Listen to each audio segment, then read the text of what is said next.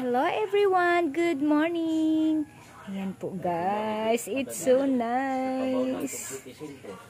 Oh, it's so nice na flower arrangement. Alam nyo ba guys, ano to guys, instant lang. Instant flower arrangement. Galing talaga ng kapatid ko. Ayan, siya po ang kapatid ko guys. Siya po ang nag-arrange nito. Mga ano lang, ilang minutos lang.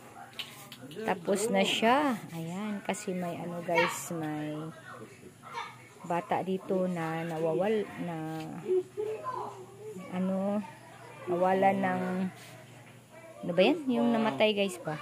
Nawala ng buhay. Nawala ng buhay. Ayan, at walang ka flower guys. Oh, so ang kapatid ko nagmamadali siyang kumuha ng mga orchids. Ayan, ito anthurium. Ay, ano bang tawag nito?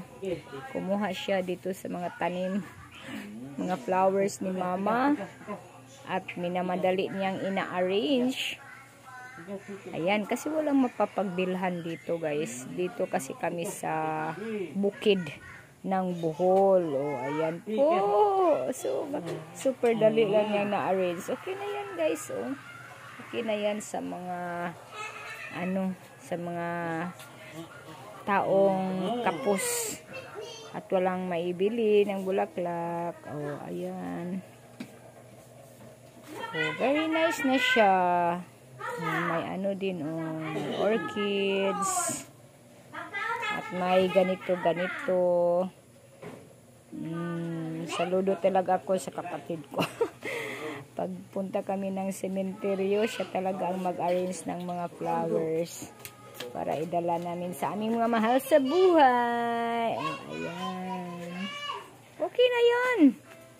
Okay na yan kasi bibili pa. Walang mapagbilhan dito. Alright. Libre to guys. Libre. Libreng bulaklak. Libreng arrangement. Libre labor. Lahat libre. Okay everyone. Thank you so much for watching. Bye-bye.